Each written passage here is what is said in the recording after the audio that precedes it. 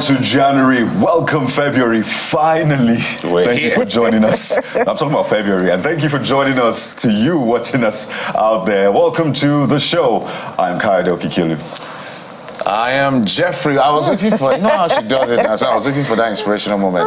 Welcome to the show. It's the first day of the month of February, and finally, January has gone, as we've always said, and we're here.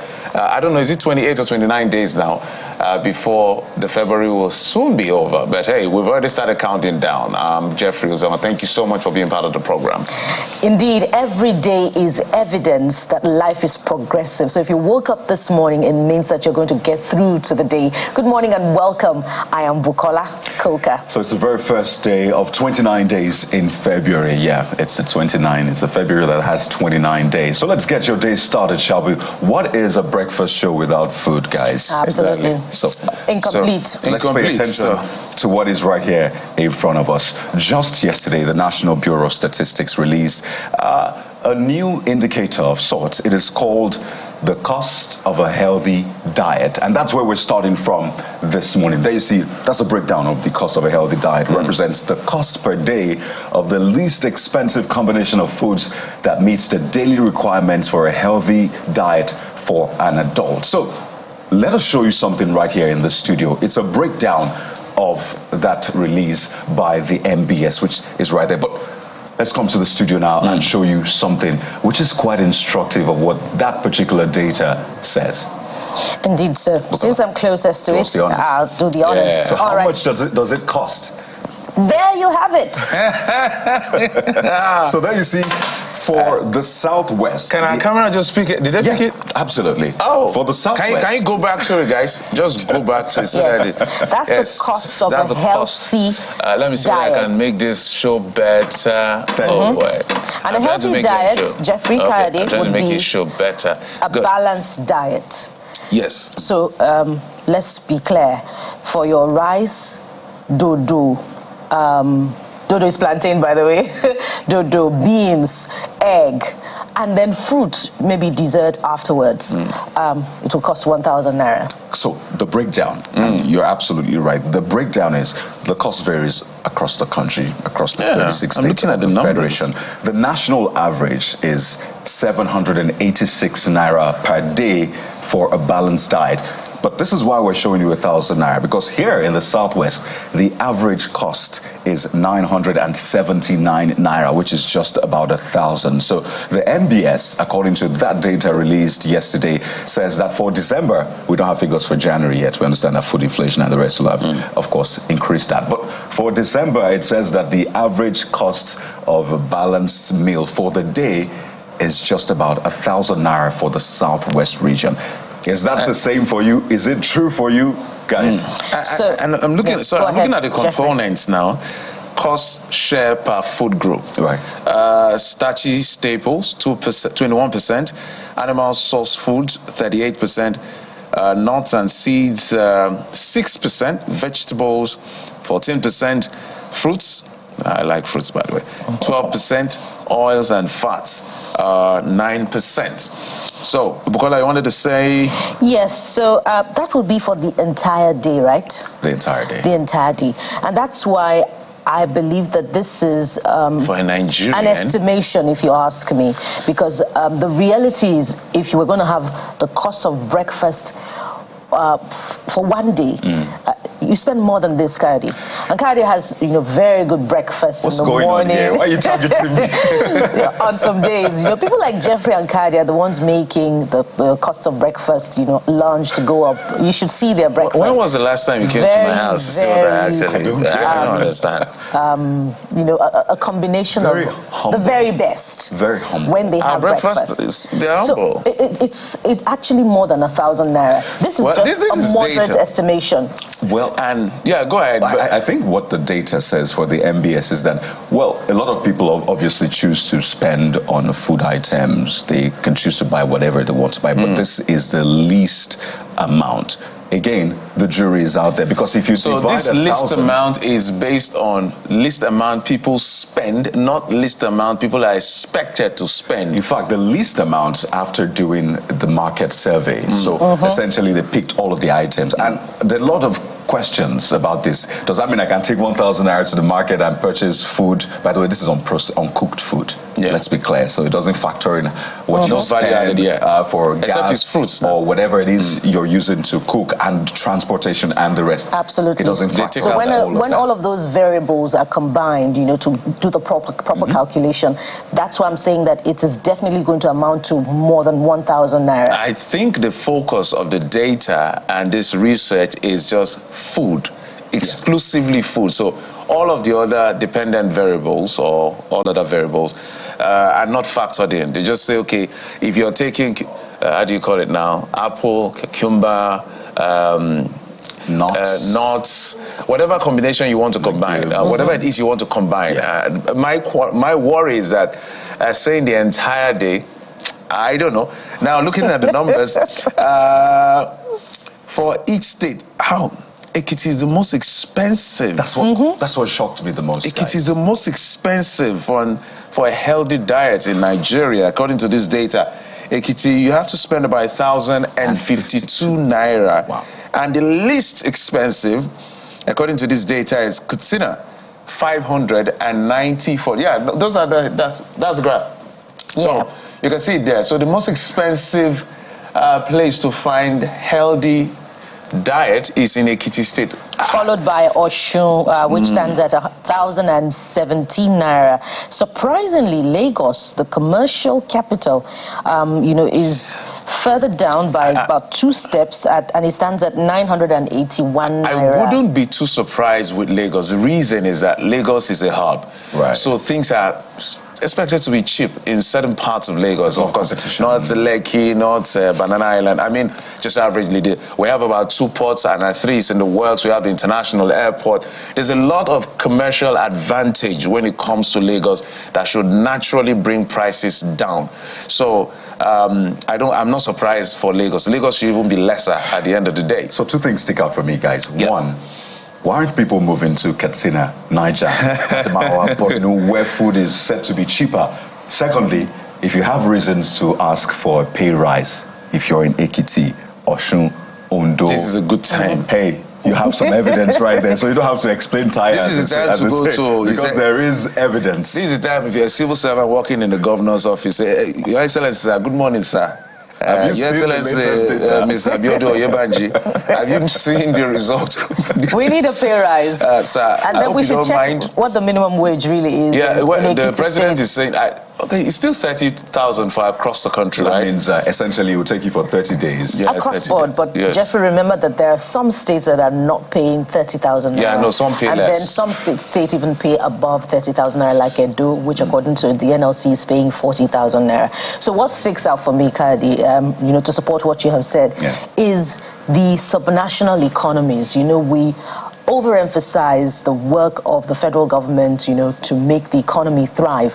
But what about the state governors and what they're doing, to make commerce viable in their states, such that there's less rural-urban migration and, people find it worth their while to remain in their states, and build the economy. So this is very significant about what the state of the economy is at the subnational level across the board. Just help us cover that. Yes. So just we can keep our breakfast fresh. Just to add, she was talking about the soft color we covered. Well, I put the money back. Put it back. Close. Smart woman. Breakfast. I love that. By the way, I'm the one preparing the breakfast anyway. So she was talking about subnationals, and from the data by the budget, you can clearly, it's a convoluted conversation between, this idea of fact dependency. Over 85% of all the states in Nigeria, all the 36 and all of that, they are about 85% or about 88%, if I may say, they are at least 50% dependent on fact. In fact, there are only about 4 states that if anything goes wrong with fact, they will not go belly up out of the 36 states. That's alarming.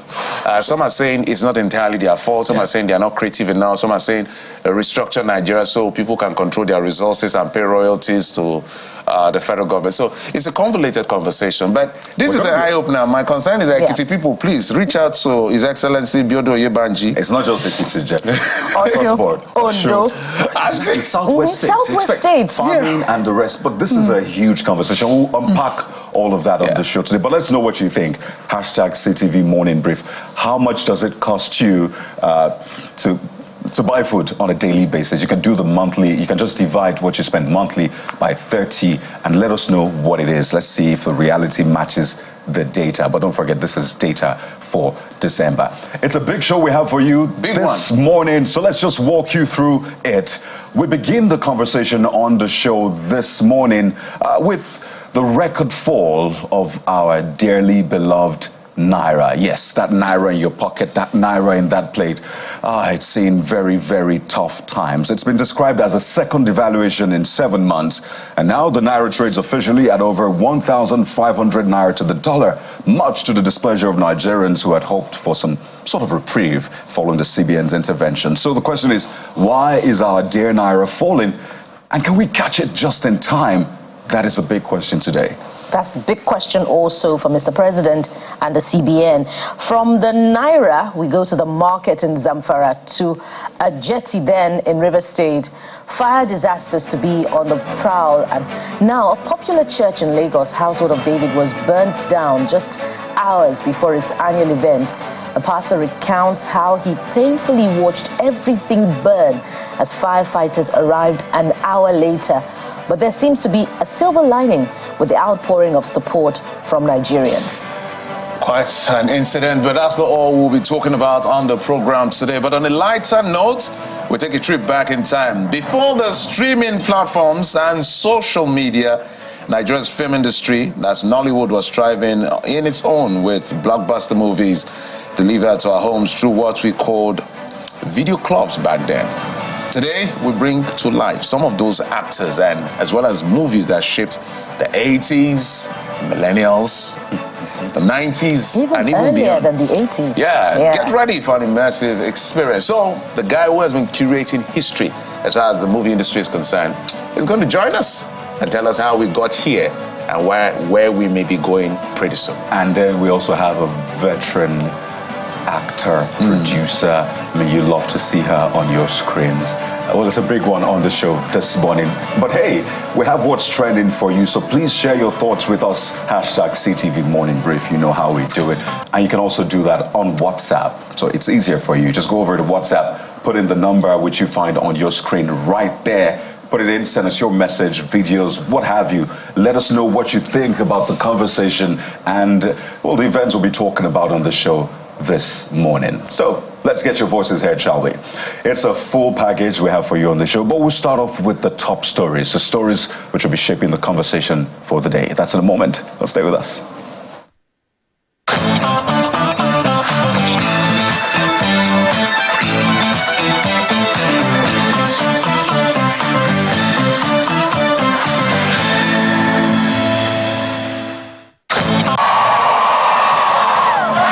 There are places you would like to go. There are faces you would like to see. My palm is bruised. It's a tiny scar, but it's very painful. Too many exciting things happening all at once. From time I've always loved playing the villain. But you can't be everywhere. Guess what? Yes, we can. Your favorite lifestyle content lives here. Let us be your eyes and ears here on Entertainment News on Channels Television.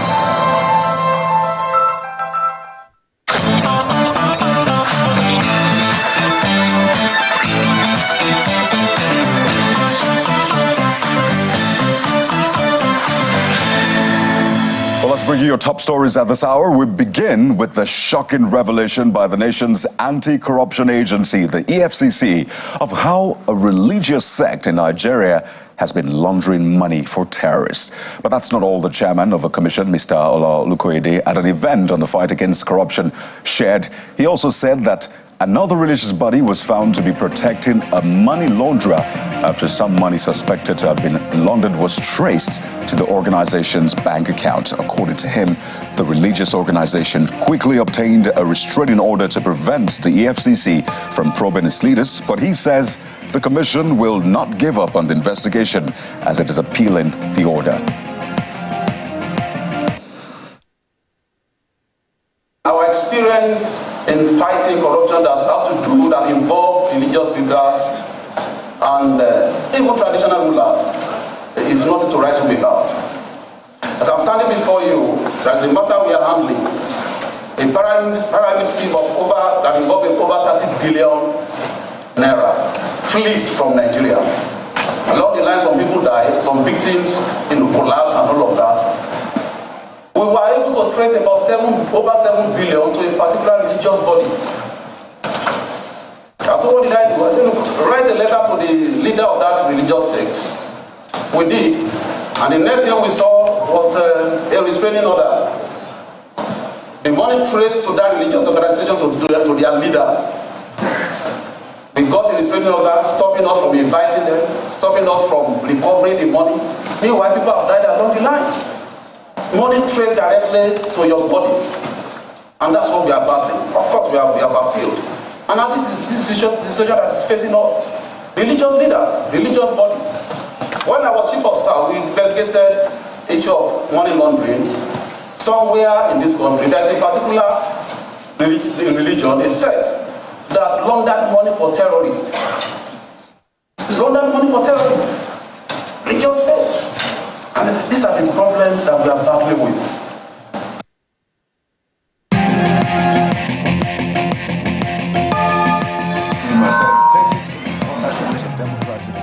Demographic prediction, I should say, of Nigeria's population by 2050, which stands at 400 million people, then more needs to be done to foster communications and turn Nigeria's population to dividends for the country. Nigerians have been victims of mislabeling. Such gross misrepresentation fails to reflect the true essence of our diverse and resilient nation of 226 million. Our nation comprises hardworking, honest citizens who contribute significantly to various fields globally, from medicine to artificial intelligence.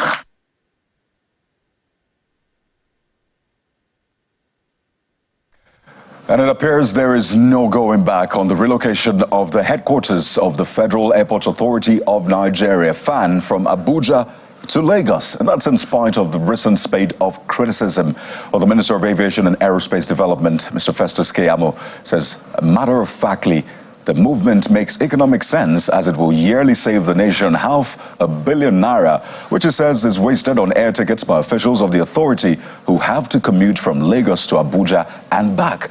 Senator Alindume from Borno South, as well as chieftains of the Arewa Consultative Forum, Northern Elders Forum, and other northern groups had kicked against the moves by FAN and the Central Bank of Nigeria, insinuating that it was an attempt to marginalize the North.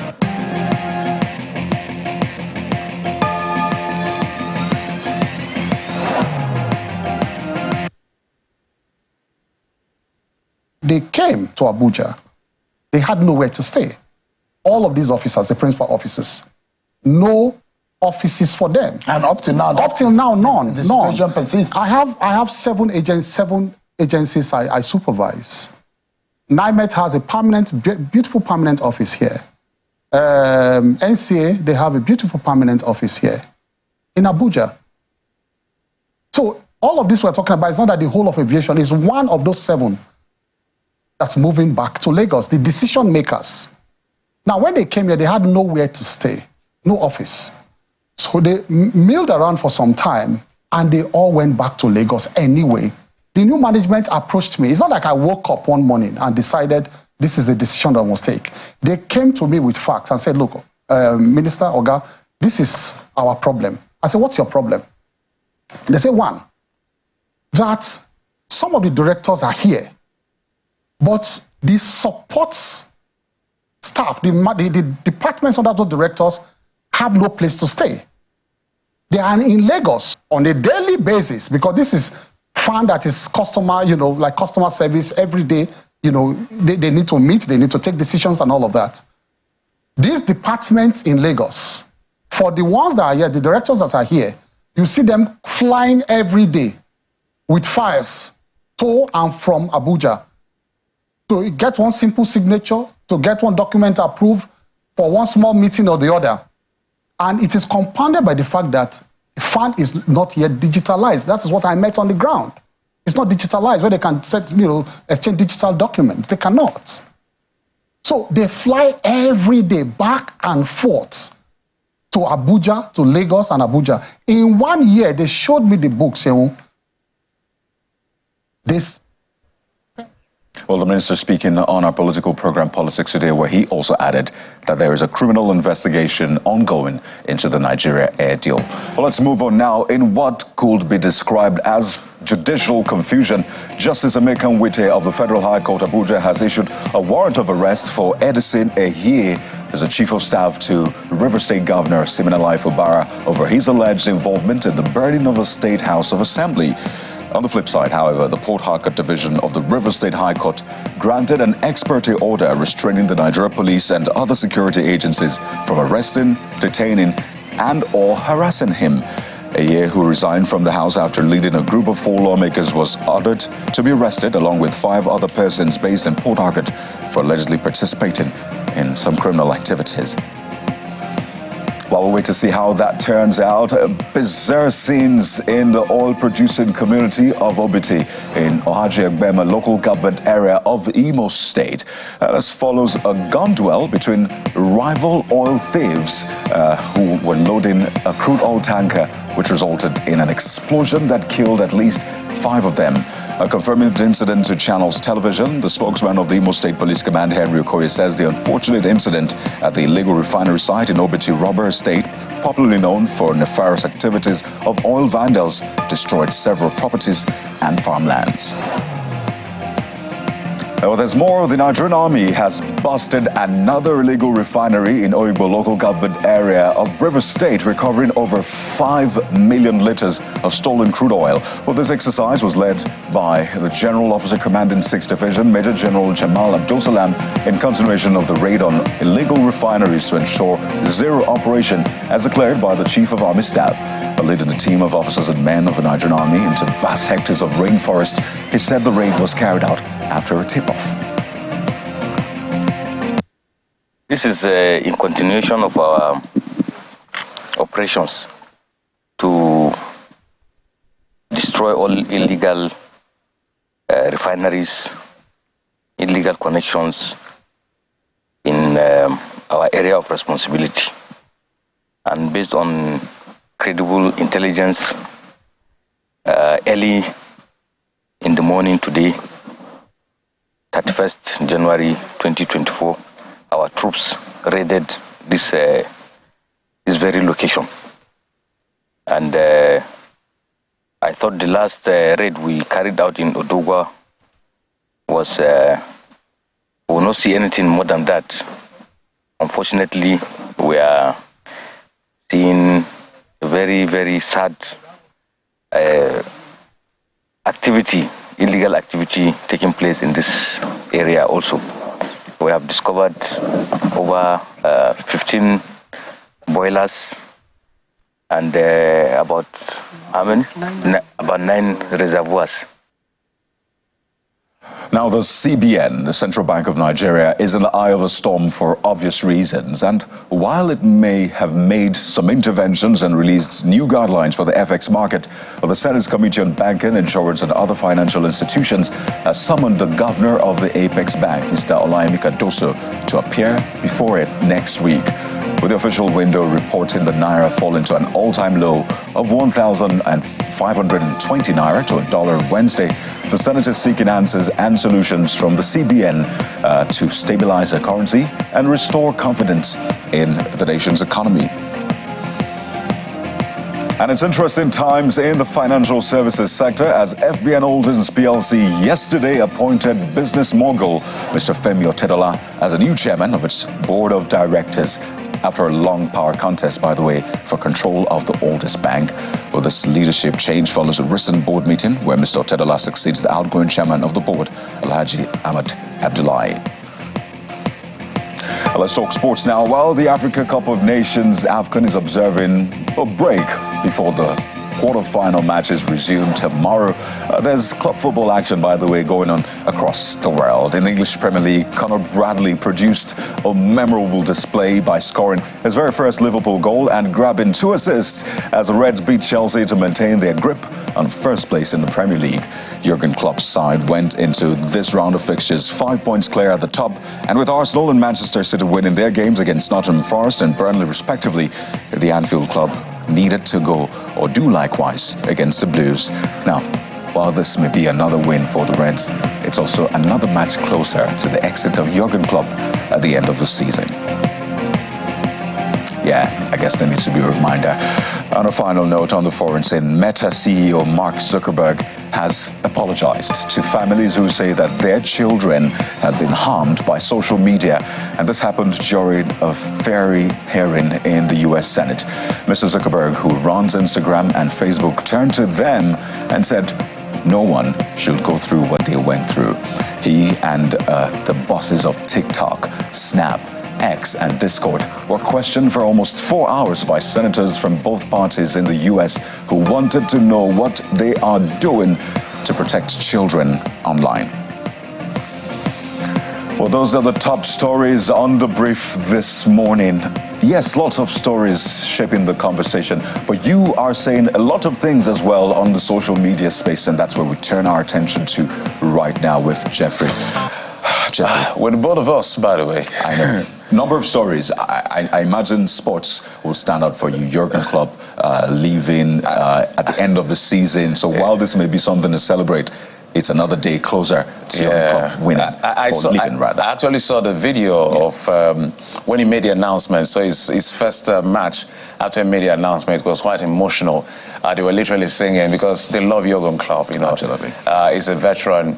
He's done so much for the club. So, but at some point in your life and in your career, no matter how exciting it is, you want to bow out or just want to move on to other things. So we wish Jurgen Klopp very well. Like they say in Liverpool, you will never walk alone. So he shouldn't walk alone. You will never walk alone. Right? So it's an amazing journeys, taking them to win several, you know, like the title he won during the COVID and all of that. So I can see how attached they are to him. But as we always say, he has to go. He has to move on. So wish Jurgen Klopp the very, very best. Yeah. Well, there's so much to talk about. Security, of course, is big in Nigeria. In fact, across the world anyway, but particularly in Nigeria. So let's see what you are saying about that all-important conversation around security. We had a very interesting conversation around security yesterday, and I imagine a lot of people are taking cue from that. And one thing that was trending yesterday, and even up until today, Jeffrey, is Amotekun. Amotekun. Yet again, Amotekun was trending, and lots of people saying different things about Amotekun. So let's walk you through it. Why exactly is Amotekun trending? And just before I start reading, that just reminds me of Arakuri, Oluwarotimi Akeredolu. You know, he pushed for the it. role he played. And he was very brave in spite of whose ox is God. He wanted to protect his people, especially the incident in Owo. So you can see when all of this are happening, like in Ekiti, when the monarchs were killed, you can see them saying, look, I think it's time for us to protect ourselves. So perhaps it's the premise on which some of these messages are coming on X. Maybe you take the first one. Yes, take a look at what Aymar was saying on X, saying the community policing that we don't want is happening right in front of our eyes, says the Maiduguri civilian JTF, Southwest Amotekun, Zamfara network. And he's asking, so why don't we just do it? What is holding us back? I was shocked when I saw that the constitutional amendment process would end 2025. I hope that is not the case. I saw some news about that yesterday. We can't wait, particularly for decentralized security system to happen, because it's been said to be the silver bullet. Exactly. Mindset poll said the Southwest governors, led by the late governor of Ondo State, Aketi, established Amotekun to curb the insecurity in the region. I will ask again, what are the governors of the Middle Belt waiting for? I'm sure he's reacted to what happened in Zamfara yesterday when the governor had to, implement some form of a security network. In that state. Lagos has done it. I think Benue did it at some point. It was a bit controversial at some point and all of that. But as you said, states are taking responsibility. So what happens? The president is known to be very brave. He removed subsidy, harmonized the exchange, the forex, the markets, and now the harmonization of the foreign exchange market and all of that. So people are looking at him. Are you also going to be brave enough to restructure Nigeria? That's a big question. So perhaps we've seen what's been done in Lagos State with the creation of LCD is essentially trying to just decentralize this beyond what is conventional. So we need to get this sorted. Dipo Aino also adding a voice to this one. Dipo Aino 1 on X says the kidnapping of students and murdering of our traditional rulers is a crime against humanity. The Legislative Assembly in all Southwest states should recruit more people to Amotekun and arm them to the fullest. At times like this, we have to prioritize and put security first. This person on X says, MD Haji, this is a well-done job by the Southwest Security Forces, otherwise known as Amotekun.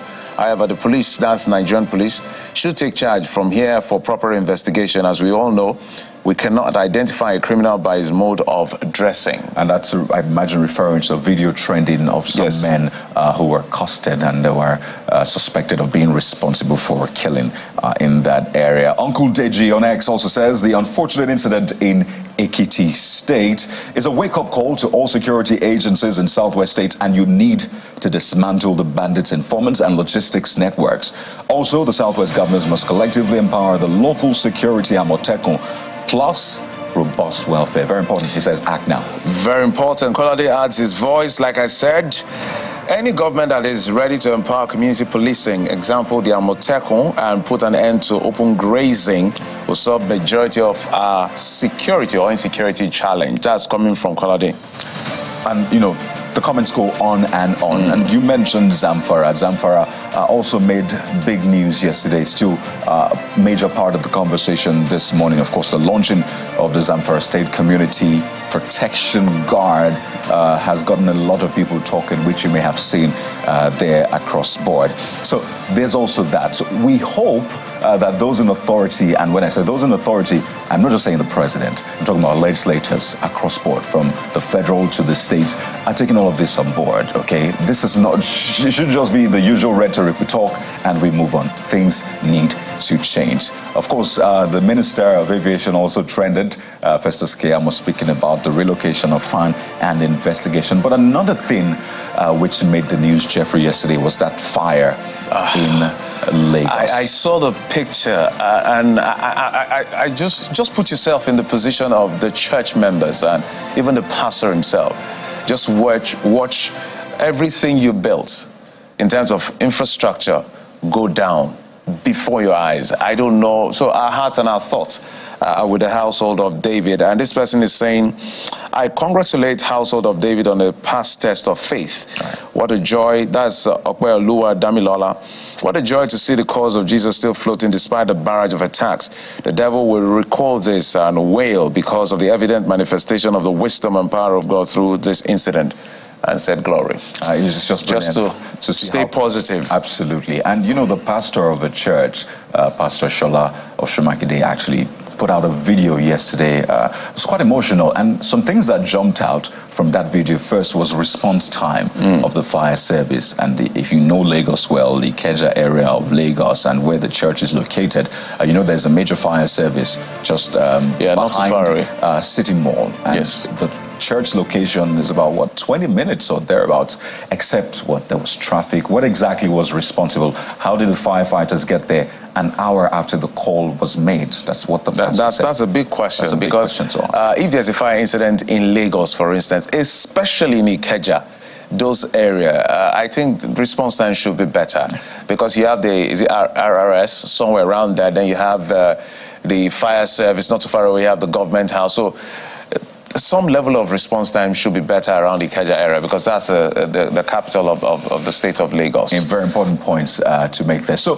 what is quite interesting about that incident is that in spite of that, the people still gathered hours after to have their service and, you know, just do what they want to do. So it's cheery and it's beautiful to see the outpouring of love, of support and donations from Nigerians. But we need to emphasize this point. This is a time for you to check your fire extinguishers in your home, in your offices. Car. It's Hamatan. In your car. Thank you very much, Jeffrey.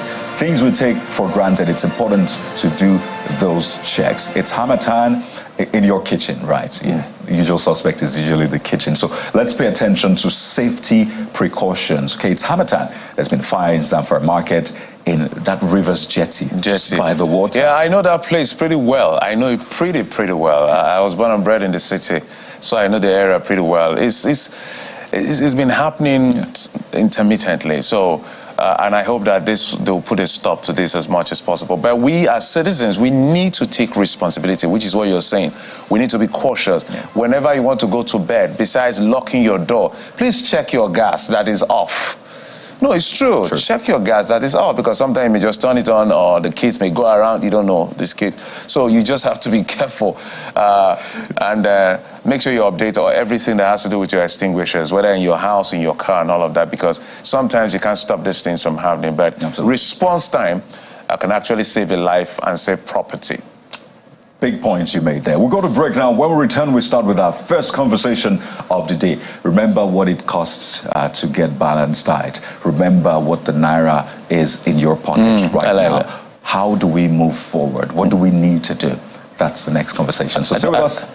I kind of like the way the blue works with our jacket. Anyway, we'll come back after this break. Join us again.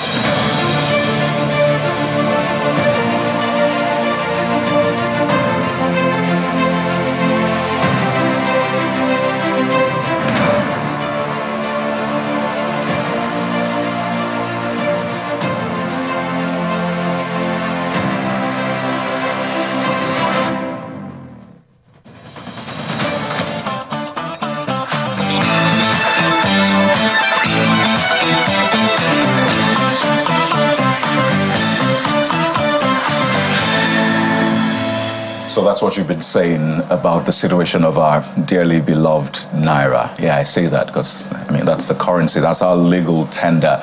A lot has been happening to the Naira, and if you were to maybe have a pictorial representation of the Naira, you'll probably be, just exhausted right now, because the past few months have not been quite easy on our currency. So let's get a sense of what's going on. What is happening to the Naira? Can we stop this from happening? We're joined by Mr. Paul Alaje from our Abuja studio. Is a senior economist, SPM professional, a fellow International Management Consultants Board, a fellow Institute of Economists, Nigeria, graduate of economics. You get the point. Mr. Alaje, it's good to have you on the show. We've had this conversation. We had it a few weeks ago. You had your prediction.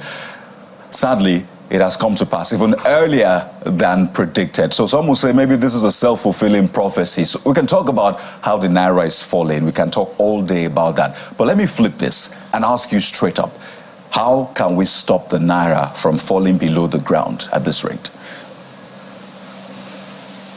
Yeah, thank you so very much for having me, and let me say good morning to you and your colleagues in Lagos. We can do a lot of things to save the free fall of Naira.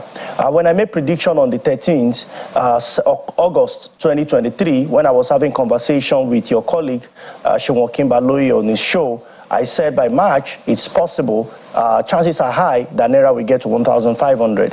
However, there are things that must be done.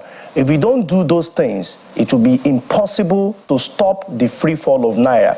Number one is crude oil in Nigeria today. It accounts for 70% of receipts in terms of foreign exchange receipts to Nigeria. As we speak, most of the monies that is received from crude oil through domestic crude allocation, such purchases has been in Naira. Meanwhile, the crude oil business is an international business. Just yesterday, the central bank has corroborated that by saying that they are also lending their voice that it's important to cancel, to terminate all domestic crude allocation, such that such money must come in US dollar. For 2 years, the NNPC did not remit FX or revenue at all, not even FX, because they would remit Naira revenue into the Federation accounts. So we saw states had so many issues, even federal government have our own share of concern. So it's important for us to say, if you must lift 1 liter or 1 centiliter of crude in Nigeria, all the receipt must be done in foreign currency. This is a short-term, a stopgap measure that will boost FX inflow into Nigeria. When you look at the problem we are having, it's a function of both the demand and supply.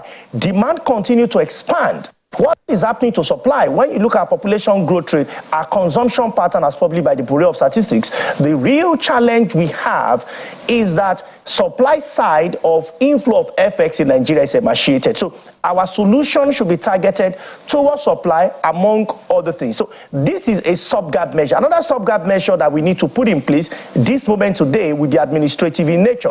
We understand that there are some international organization or multinational organization, I beg your pardon, that lost faith in the Naira. So when sales is made maybe on weekly or monthly basis, it's possible they take those money to the parallel market to store value, because one of the characteristics of money, including Naira, is store of value apart from medium of exchange. So people have lost faith and they feel, how do we store value? This is what central bank and in fact the incumbent administration must do to communicate confidence and to ensure that that communication goes beyond words or circular that is put in the public place, for people to truly know that government is taking major decisions, stop the free flow, and also speak with the multinational organization to leave their money in Naira, such that if they need dollar, we can also make that available to them. Another thing is, it's also said that some persons, well, whether this is fully correct or not, it's subject to confirmation. When fund is given even to those who are in authorities, how is this fund kept? Is it done in Naira terms or is it done in dollar terms? So here is it. A lot of persons seems to be holding the foreign currency, the dollar or foreign currency. And this is a signal, this signals to us that we have lost confidence in Naira. We need to reverse that ASAP. Whether we are going to use policy or we are going to use moral suasion, whatever strategy we are going to adopt to ensure that this is done, and I'm talking of short-term solution, this is done, then we would say that truly in a matter of weeks we can stop what is happening. Another solution, which of course is non-conventional, is those who have no business with the dollar. You are not paying children's school fees, you are not traveling abroad. What are you doing with it? And you are not earning it either from abroad or even people paying you via local transaction. What are you doing with it? You are not even an organization. So these are questions that must be asked. How come that we have dollar beyond certain amounts ubiquitous all over our country? These are stopgap measures that we must, and that is a non-conventional method, which of course it may not be 100% safe to disclose how on air. Now, what are the medium-term and long-term solutions? If you look at the challenge we have, how do we ensure that we don't come back here? Recall the structural adjustment program. Naira had free flow, even though this was a bit more tense than what we saw during structural adjustment program. Also check in 2015 what the exchange rate was. Between 2016 when we were in recession to 2020 when there was COVID, we saw a major fall. 2022, we also saw currency redesign. All the policies in order to keep Naira on the same way did not work until government started coming into the market and intervening. And of course, those in themselves were not long-term solutions. But what should we do? The real challenge we have is that apart from crude and sesame seed, how else do we earn the dollar? And I can tell you, which I've said on this show severally, that everything, even as we are having this show, without element of dollar, it should not have been possible for the television, for the mobile phone, for those being also around the world. And you are living in Nigeria, you must have consumed something that has element of dollar in it. So what else can we do to the rest of the world? This is what the Bureau of Statistics said. Over 80% of all our imports are finished product. PMS and so on and so forth, they are finished product. But only 5% of our exports are finished product. Even the crude oil is not finished. It has to be refined somewhere else. So can we change the tide? Can we support manufacturing sector such that we can have improved finished product? And I'm talking medium, long-term solution, 5 to 10 year solution. The challenge is that successive governments have not really paid attention to this, hoping that those are long-term solutions. The truth is that if we don't start solving those problems today, there will be no future at all. So we need to work on plantation. I've seen some of the things trending yesterday, which you mentioned when you were rolling out the story at Motekun. How come that some persons stay in our bushes in rural parts of the country to kidnap people and ask for ransom? Can we convert these hideouts to farms? Can we convert them to farm in form of plantation? And government, federal government, we need to work with their state counterpart and local government to say that we want to convert this area that is idle to places where we can have youth corps members, among other persons that may want to volunteer, to farm on Nigerian soil, such that we can have improved output. This will have implication on inflation that is already 28.9%, which I believe will be increased by the time the Bureau of Statistics shares the December figure. So these are all of the things, among other things, time will not permit to share as to what will be the solution to reduce the impact of the free fall of Naira. Yeah, indeed. Before we even begin to get to, agriculture, the question is, are we doing some of those things that you already proposed, which has formed part of the conversation in recent times? If we consider that Dangote received 6 million barrels of crude from the NNPC as we begin to look forward to domestic production, what is the terms of, partnership between the NNPC and Dangote in terms of the receipt of those crude? Is payment being made in Naira or in dollars? And then the recent report that the company, the petrochemical company, is going to be importing crude from the US. Isn't that going to work against the system? And then shouldn't the purchase of crude in the last 1 month from NNPC have firmed up the Naira to a large extent? If the partnership was payment of for those crudes in dollars, even if it was in Naira, shouldn't it have firmed up the currency to an extent? I wonder if you catch my drift. Well, I did. I can tell you that if it's in Naira, we have not done anything. If you put 2 billion Naira, whatever the amount, if that money is not coming in the dollar, it is only when it comes in the dollar, in dollar terms, that we signal an increase in supply. Recall that I said, in economics, for you to clap, you need both the left and the right. So we have the demand side that is so potent, and we have an important supply side. So if you're going to sell maybe Dangote Refinery or NNPC or whatever it is, the payment for now must be in the dollar. When this is done, we will have revenue receipt. We said Dangote is going to import some millions of barrels, thousands of barrels, millions of barrels from the US. How is he going to pay? Is it going to be in the Naira or is it going to be in the dollar? NNPC, according, not my figures, according to the report that is shared recently, I think less than 48 hours ago, by the central bank, it is revealed that over the years, under the domestic crude allocation, NNPC have been paying, in fact, the report called it national oil, and in some parts, some paragraph, it called it NNPC. I think it's a report that many Nigerians will need to look at and to see how central bank technically grown because of the, maybe we should say, lack of cooperation between the NNPC and the central bank, of course, which is the government bank of Nigeria. It's important for us to know that if we don't have receipt in foreign currency of a commodity that is also depleting our foreign reserve, because check most of the things we import today, especially the crude, especially PMS, AGO, among other products that we import in Nigeria, the federal government or whosoever is importing, we have to pay in the dollar. How come we are now selling our own in local currency? So here is it. I understand that it's important for government to take some of these steps.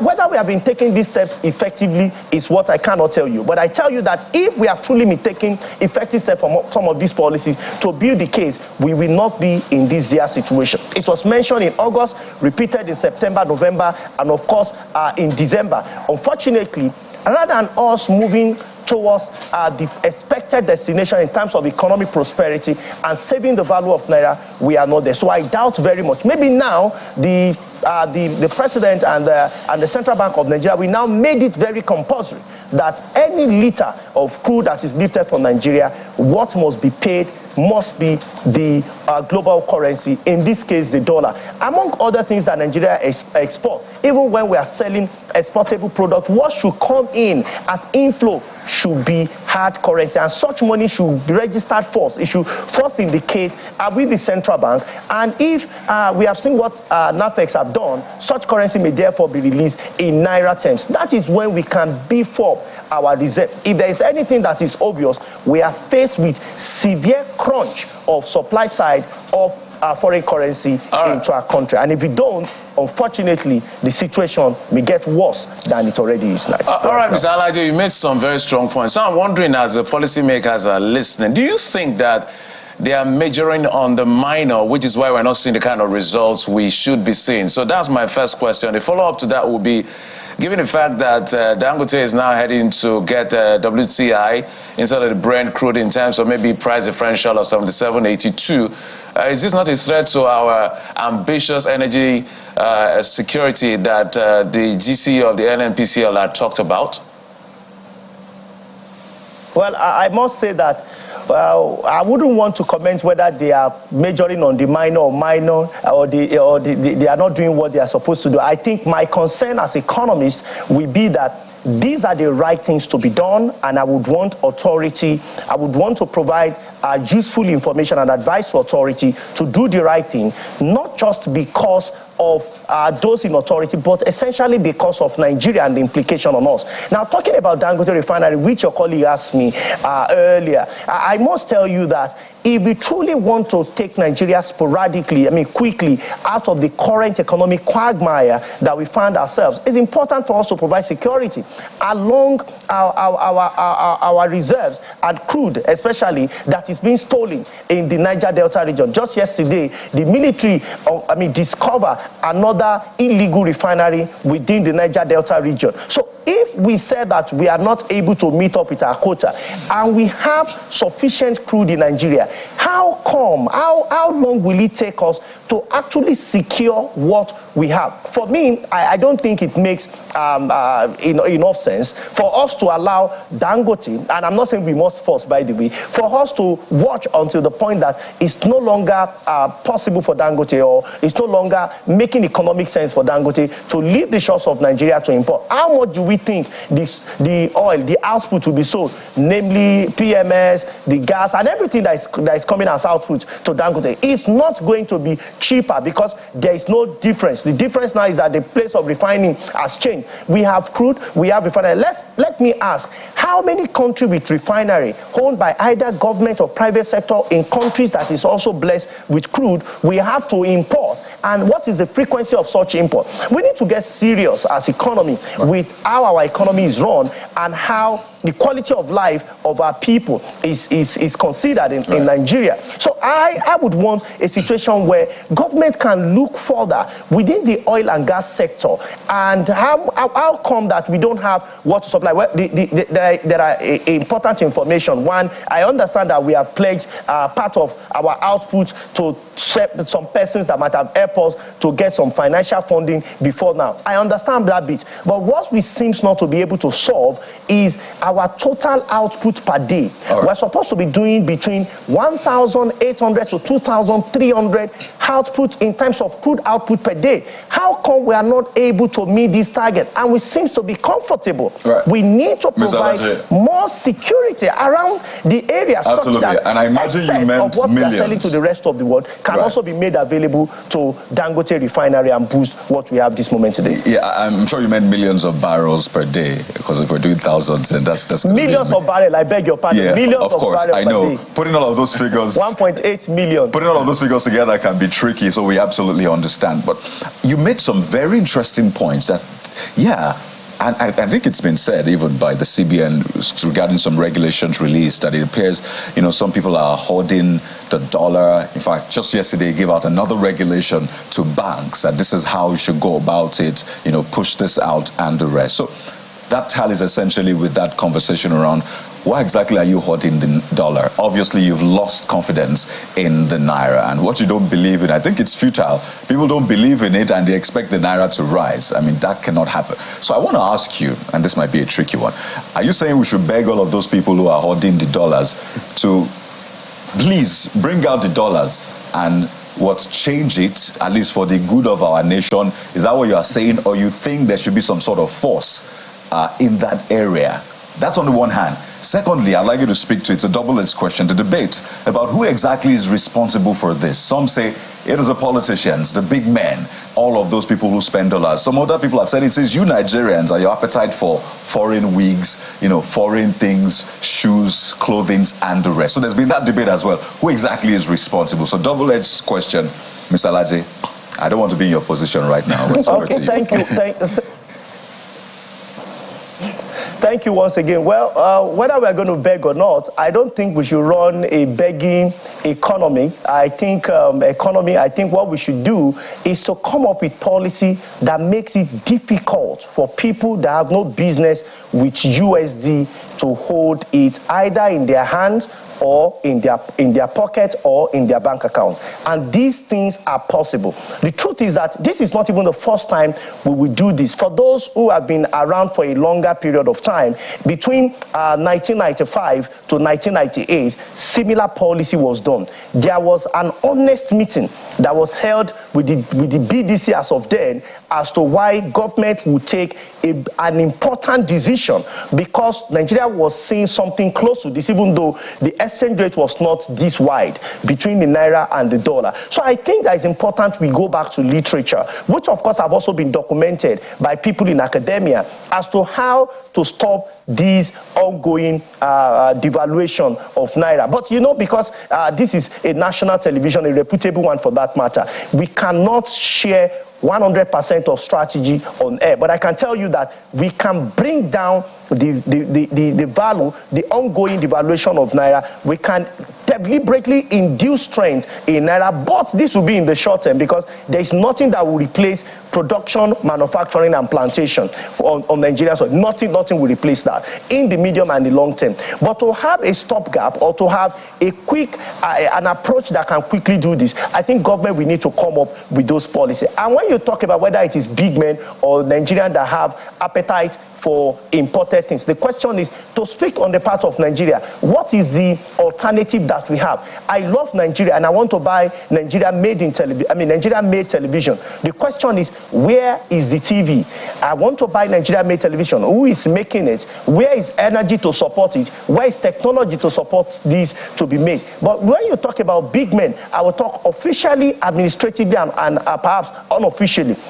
We heard late last year that the National Assembly members have spent millions of Naira to import vehicles. That importation of vehicle by 12500 and more of them will already put pressure on the Naira. So there are some decisions we take, we don't even know that the implication is that when you keep buying these foreign products, when we have local made vehicles in Nigeria, we are telling the Naira, get devalue, get destroyed, go below the pit. So instead of us to say that, yes, we know that we may have concerns regarding what is produced in Nigeria, but can we subject some of the output in Nigeria, what we have alternative for in Nigeria is what we should consume. And guess how it will start? It will start with the leadership. When Nigeria see that their leaders are now using what is made in Nigeria, you will see confidence will increase. And this is the kind of production, even if we are not exporting much, what about the things that are made in Nigeria? Can we have some sort of import substitution while we work on our export capacity to sell to the rest of the world? But when we have a high taste for imported products, and at the same time, we are wishing that the value of Naira should continue, well, is a sign of insanity in economics, because you cannot eat your cake and have it. Now, so to speak on administrative reasons, we have also heard, that some persons are holding. In fact, in the central bank report, it said what the banks are doing is tantamount to speculation. The question is it only the bank that is doing this? When subnational earn from the FARC account, how is the money kept? Can we deploy a monitoring system to check the method of saving this currency? Because if we say that we have high liquidity in the system right now, and central bank is looking on how to mop up monies that is excess supply in the system. If you increase rate, it has implication on the economy. If you don't increase it, it also has implication on the economy. So, but where are all of these monies that we are looking for? Could it be that some of these money, we've had them in numbers registering as M2? In the real sense, they are not really M1 or M2, as economists have called them. Maybe this money have actually been converted to FX. So it's important for the government to have that honest conversation at Federal Executive Council. How are we keeping the monies that is shared at FARC? Recall that state and federal as well as local government now have access to more money. When subsidy was removed and there was a promotion of unification of Naira, even though we're still trying to unify that, we have seen more money. We have seen what was here at FARC at 600 billion has grown to about 1.1, 1.4, 1.5, 1.6 trillion Naira. And it means more money for them. So, but how is all of this shared, and how, in which currency are they kept, Naira or in other currency, because of confidence? So if at that level, if banks don't have confidence in Naira and they are withholding up to the point where they expect the value to fall so that they can declare more profit, and it's also happening among politicians, what do you now tell about people, ordinary Nigerians, also doing the same? So it's important for us to have this conversation such that we can instill confidence by not just this medium, short-term solution, but more importantly, production, manufacturing, and having plantation all around the soils of Nigeria. So that in the coming period, we don't bring ourselves back into this quagmire. I imagine that an investigation into how FARC allocation is kept will provide some leads. And that talk about, people, a cabal hoarding dollars, those were the words used by the Imo State governor on our sister program just days ago, that a cabal is hoarding currency. I imagine that if investigation is done in that regard as well, it could also provide leads as to, where the dollars are. But against the backdrop of your advocacy that our crude oil receipts must be in dollars, I want you to tie that to this conversation about the dollarization of the economy, which is working against the Naira. Senior advocate Femi Falana has advocated that if we want our dollar to be, our currency, our Naira to be strong, that why can't we demand that the international community pays us in dollars for our own crude? And the talk about FIRS also demanding some of its tax payments from its foreign clients in dollars. What will that do to our currency? Isn't that working against our currency, Mr. Alaji? No, all of this, we work for our currency. When international trade partners come to Nigeria and they have to pay taxes, such money should be paid in the dollars. It should be paid in hard currency. If you pay that money in Naira, they already make gains, because when you see Naira is so susceptible to the dollar too. When you do any business within, when you do international business, which includes sales of crude, such money should be paid in the dollar, because if you see, when we want to import the same from those countries, we also pay the dollar. We are not paying in Indian currency, rupee. We are not paying. We have to pay in the dollar. So if they are paying us, such money should also be paid in the dollar. So this is the summary of it. Anything that will boost the supply side of FX in Nigeria, government should ask, will it boost supply or will this increase demand? If it's going to boost supply, pay in the dollars. Once it is official, it's allowable by the law, pay in dollars. So whether it is FRS or Central Bank or NNPC, whatever institution of government or even immigration, once the transaction is allowable by law to be paid in the dollar, pay in dollar terms to Nigeria, especially if the dollar will not be sourced within Nigeria. If the dollar will be sourced outside Nigeria, then it's important for us to have that receipt and declare to Central Bank or whosoever is responsible for keeping such money for the Nigerian government in the dollar. You are going to see an increase in supply side when demand remains the same. And I must also say that even the demand side, we need to look at it very well. We are not living in the time of excess. I must say the party is over. This is the time to watch what we are allocating dollar for on the demand part. If it is not necessary, there is no point for us to keep giving such money in the dollar. So we need to spend more in Naira. We need to earn more in the dollar. This is how we can change the tide of the ongoing fall of Naira. Because if we don't, by December this year, I will not say what the report is showing, possible report is showing. That is why it's important for everyone that loves Nigeria to start talking about solution and how to stop the tide of what may be the challenge in the coming period for us.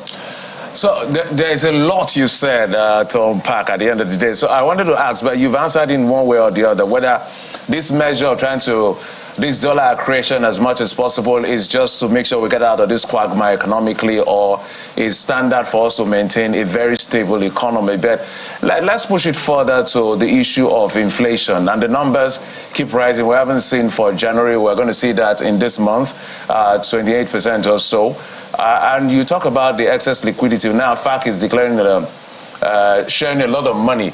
So that could be a driver at the end of the day. And the federal government is also coming up with this idea of living wage. That means the earnings will kind of increase for civil servants. Don't you think this is going to convolute the entire system in terms of driving inflation, pushing excess liquidity, and now when they increase salaries of civil servants, of course, prices will increase again. So how do we manage that potential crisis that is coming? Well, inflation is expected to be between 29% and 30%, but it's not expected to go beyond 30.5% when January report is released. We'll wait for the Bureau of Statistics to share, but the expectation is between 9.2 to 30.5%. That in itself is too high inflation. The goal of government is that by the end of 2024, inflation should be around 21%, double-digit inflation. The central bank's target is between 6 to 9%. So it means we need to do a lot. So Mr. Alaje, maybe to add to your answer, Mr. Alaje, to look at the problem, Mr. Alaje, and start bringing out solutions from the problem. No, I wanted to add that in answering the question, 21.6%, is it even possible? Just to add to the questions as we begin to wind down.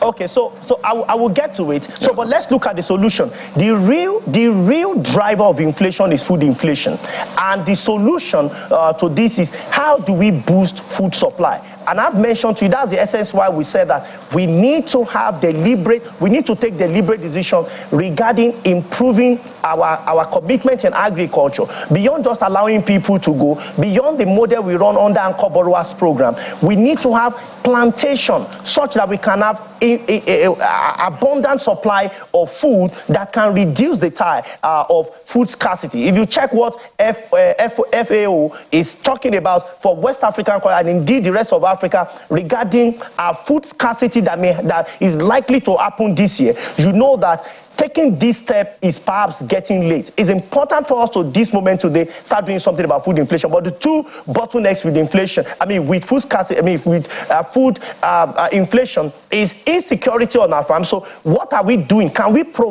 deploy special security forces around our farms in Nigeria today? Can we design it? We have some what Southwest have done it, trended online with Amotekun. Can federal government come up with an idea, or state government come up with an idea of protecting the farms? That will, of course, reduce number of persons that is possible to be kidnapped on those farms, or killing of those farmers, to boost confidence in them, to increase our food output. Two is logistics. How do we ensure that if we do what we have discussed of us, we have implication on the price of diesel, and we can have food supply even more seamlessly coming to the urban center? And where is it happening? It's happening more at urban center. That's high inflation. But how do we reduce that? It is because of cost of imports. You can see what exchange rate is saying. And if exchange rate increases at about 1,300, 1,500, certainly we have implication. So for us, because of high inflation, we don't think that government would achieve that target of 21%, which of course in itself is too high. But what do we think?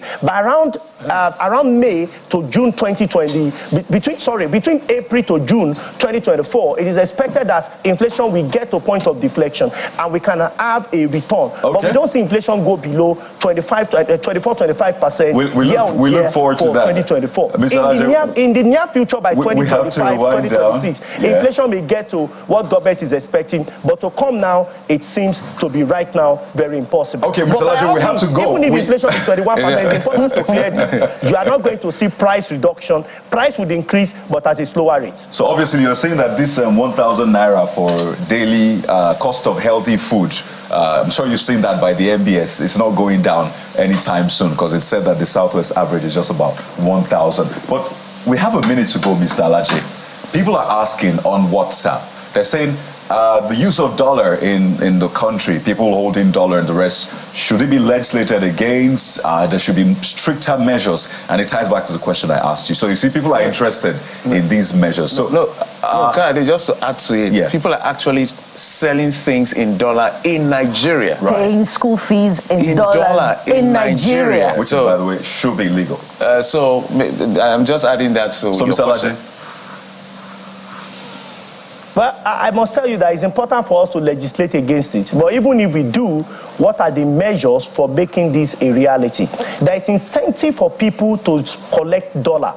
If the economy is stabilized, you see, the primary role of monetary authority is stability in two areas: price, which is a measure of inflation, and secondarily, FX, which is foreign exchange. There is no stability on both legs. You see how inflation in Nigeria is intoxicated. It's taller than Cocoa House. Cocoa House is 26-story building. Nigeria inflation is 28.9%. It is too high, as against 6 to 9%. Therefore, FX, that is the conversation that brought us here today. That's what we are having. If government will do everything possible, some of which I've discussed, the other ones are not conventional. Like I said, I understand the question is for me to mention those things that are not conventional, but it is not all the things that can be said on the screen. So, but it's important for us to know that we can use unconventional method, which has been used before in Nigeria, to stop street trading, to stop people that it's not necessary for them to hold this hard currency, to keep them. When we do this, you will see a drastic drop, and you see an improvement in value of Naira between 800 to 900 Naira, which I think is where the value of Naira should be. Well, but if we don't, I can tell you, the value of Naira will continue, the Naira to dollar will continue to swear like Ijebu Gari. Oh dear. I belong to Ijebu Gari, but hey, Paul Alaje, we have to thank you so much, senior economist, SPM professionals. Thank you for your time. I do hope all of these issues are taken on board. Maybe we have to cut out the Ijebu Gari part and put on social media. Nobody should target our Gari, right? Oh, there you go, the conversation on the Naira. By the way, this continues on social media. Let's know what you think. Hashtag CTV Morning Brief. By the way, we've seen your messages on the recent indicator by the NBS. People saying that for them it's way more than 1,000. We're going to take all your messages, but we'll go to break now. And when we return, on a lighter note, we're taking a journey back through the early days, or at least earlier days of Nollywood. We're going to be having an installation right here in the studio to take you through that journey. Plus, a veteran actor and producer joins us on the show. You don't want to miss this. Stay with us. See you in the morning.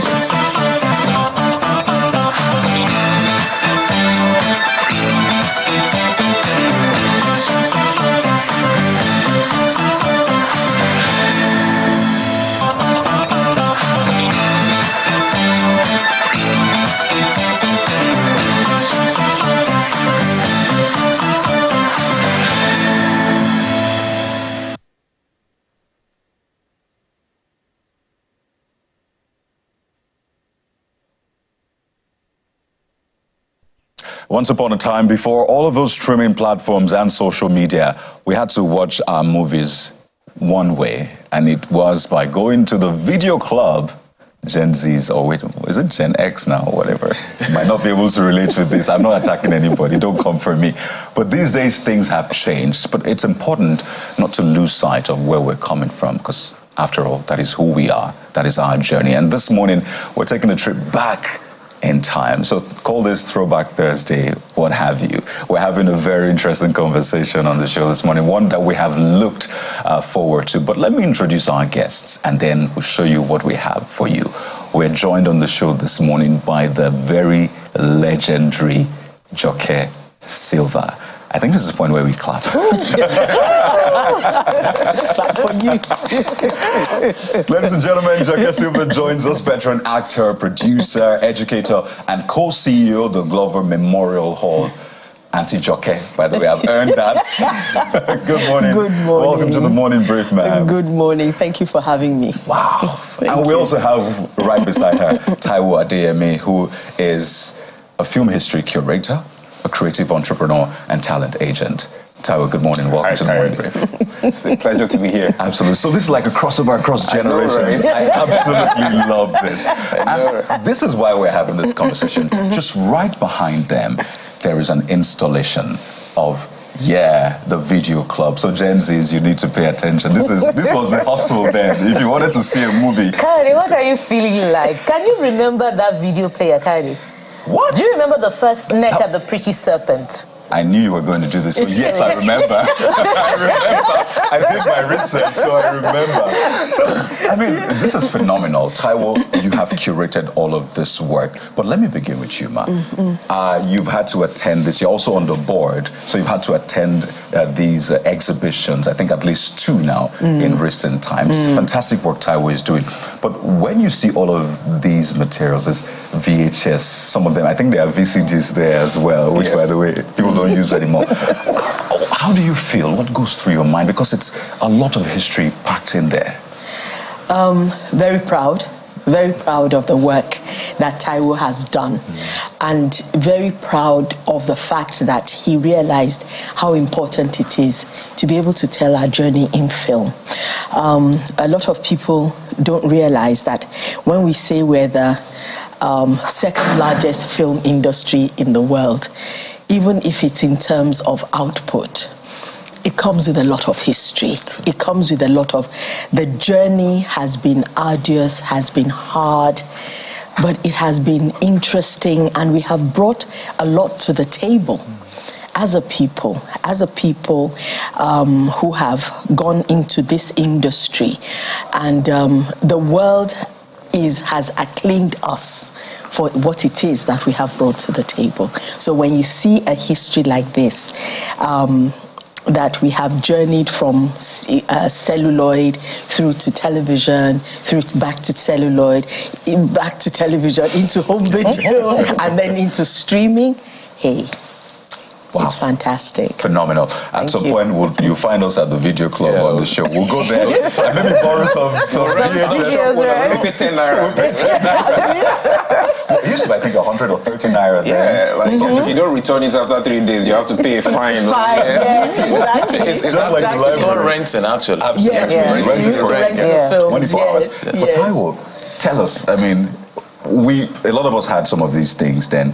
Our parents hid some of them for obvious reasons because they didn't want us to watch it. But you have been able to curate all of this. We'll go through some of those movies. I mean, you have the old television set, the old speakers, even that old camera? It's a projector. It's a projector, rather. Yes. Oh, right. So you have to put the rim on it and the rest. Yes. How did you achieve this? What inspired this?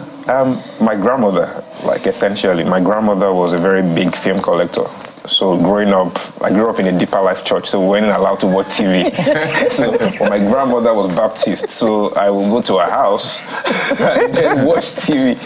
And she had tons and tons of VHS cassettes stored under her bed or over a shelf, it was just everywhere. And many years down the line, I learned that she had destroyed everything. And because she was moving houses and, she didn't think that these things were valuable enough for you to move to a new house. And thousands actually of tapes were gone. She actually poured them down a well. That's how graphic it was. And I didn't know about this until I started working in film, and my interest in collecting history and curating the history for a new generation. And working in film as a talent agent, as an executive, you start to see young people working in film that have no context about where the industry is coming from. They are 19-year-old writers who has never seen a tape before. So I was trying to imagine who else is destroying this kind of tapes. Who else is destroying the history that we held very, very dearly? So what can we do to preserve the history? Because of course they're not going to keep these things forever. But if we have the resources to preserve it, what can we do with it? And how can we present it to a new generation in a way that they understand and is simplified? And that's really what inspired the journey entirely.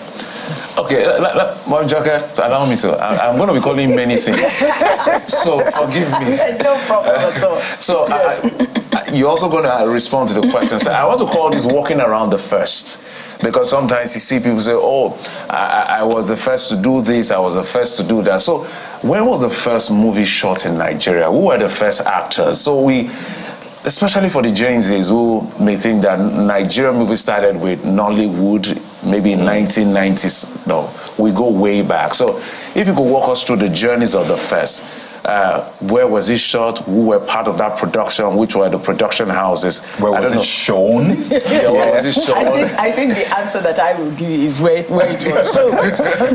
The first ever movie was shown at the prestigious Glover Memorial Hall in 1903. And so that Can you say that again? for the record, because the camera is on you. So you start again and say it. Okay. The first ever movie that was shown in Nigeria was shown at the Glover Memorial Hall, which was built in 1887, and the film was shown in 1903, before all the elites of Lagos. Yes, and so if we put it in context, our industry is actually almost as old as other industries around the world. That's our history. It's even older than the Nigerian states. Yes. Yeah. Oh, definitely. Absolutely. Oh, definitely. Nigerian state came into being in 1914. So it was way before then. Fantastic. Yes. Awesome. Yes. So let's So when you hear of people like Pa Orlando Martins, for instance, one of our first exports to Hollywood, which was in the early 1930s. Wow. Yes.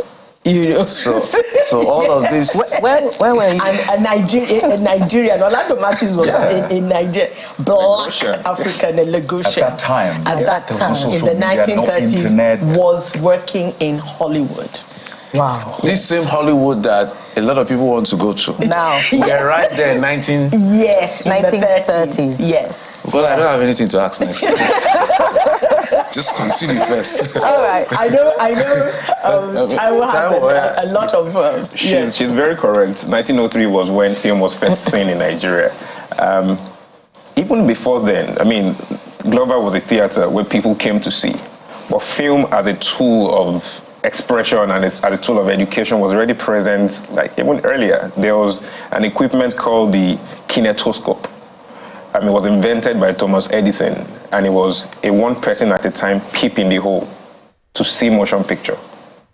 And when this equipment was invented in the 18th century, colonial Nigeria was one of the viewing parlors So you have to queue like one person at a time to come and see. It's like maybe a 5-minute moving picture. It wasn't a film, essentially. Like it was just something that moved, a picture that moved. And it was... What patience? Yes.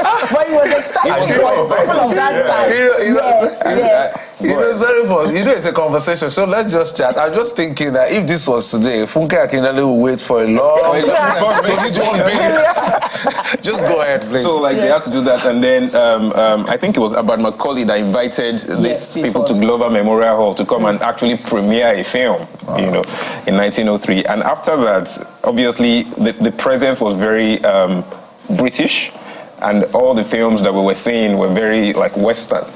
But in the 1950s, 1960s, we finally had some influence to do our own things, and that's when the Ogun days started traveling around to do theater. And there was this indigenization decree by Yakubu Gowon, I think, in 1960s, that transferred... No, 71. 71, yes. 71. That transferred the ownership of, like, theaters from white owners to Nigerian owners. So that gave Nigerians a lot of confidence that, we can now play in this industry. And then the Ogunde era, the Drola Dipo era, the Adelove era, that was called the golden age of cinema. Right. And then after the golden age of cinema, we have like the television era. So where like soap operas was on TV, daytime, nighttime, you know, the super stories, Village Headmaster. Why did I start with super stories? Yes, my generation. The Mirror in the Sun, you know, Cockroach at Dawn, you know. And then after that, technology changed the game. So VHS was technology. It was, people realized that, I can stay in my house and watch this thing. And you know, one of the things that they used to do at that time, you know, sorry to butt in, was that with those videotapes, they actually used to record all these TV series onto those tapes and sell them. So we had actually started our own mini Netflix. By then, way back then. Brilliant. I remember that actually. In fact, what they used to do then was people recorded abroad, they record sitcoms. This was much later, of course. And then they will bring it home, and then you take turns. You spend 1 week, the boss spends 1 week in your house, and then you pass it on to the other house. And I saw something, by the way, you did in early 90s. I think it was 93. You were a student. I think you were with Pedro Gumola. It was a video you put on your... Oh, Kennedy, I'm so proud of you right now.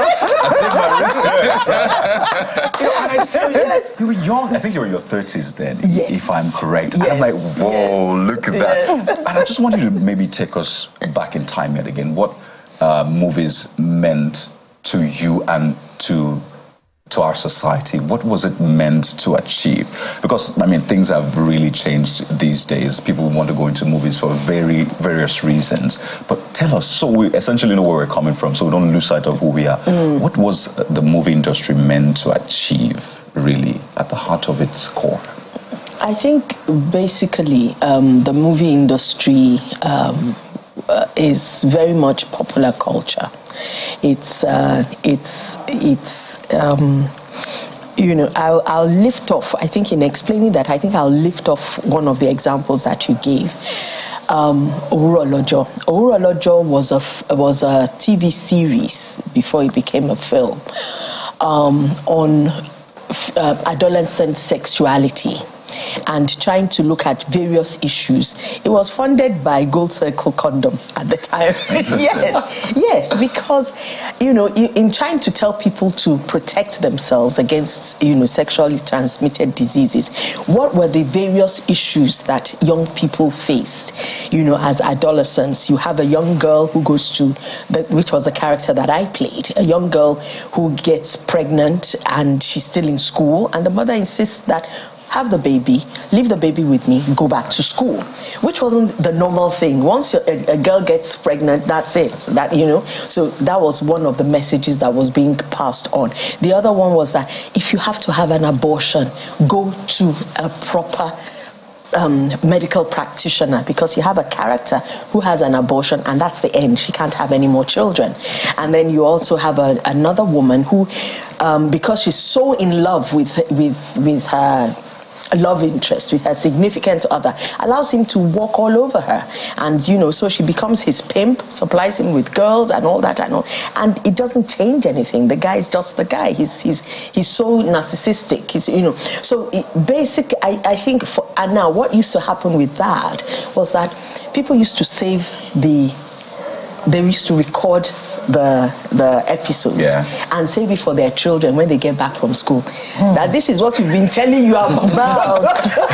I remember Helen Paul made a statement and said that I remember this TV series. My grandmother would make us all sit in front of it, and so many of my aunties, you know, hated the program. So it was a tool for social change. Yes, it was. You know, so it was a tool for social change. It was a tool for community, for coming together, watching something, discussing it, and also a tool for entertainment. So it was everything wrapped in one. Yeah. Beautiful. Amazing, amazing. I feel like I'm a part of history right now, you know, having this conversation and seeing that behind you. But Nollywood has moved from, you know, the days of the themes of love to family life to the days of rituals. You know, you remember that time? There was a lot of that. So I feel that the Gen Zs, they need the opportunity. Past Gen Z. I don't know Gen something now. Another Gen something. There's Gen X. Gen X. Okay, no, but then Gen X is before Z now. Yes. Okay. Millennials is Gen Z, millennials, and boomers. There's an incoming one called the pandemic babies. That's not fun. Look out for those ones. Yes. So I was going to say that they need the opportunity to be able to see those movies. You know, I remember Mommy J in Silent Night. Yeah. You're really violated. She frequents the video club.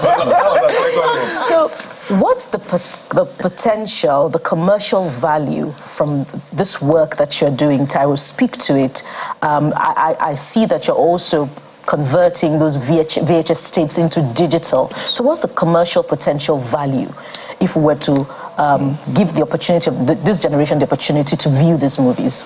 Yes, so, I mean, the way to answer that is by referring you to all the remakes that have been happening in the past 5 years in Nollywood.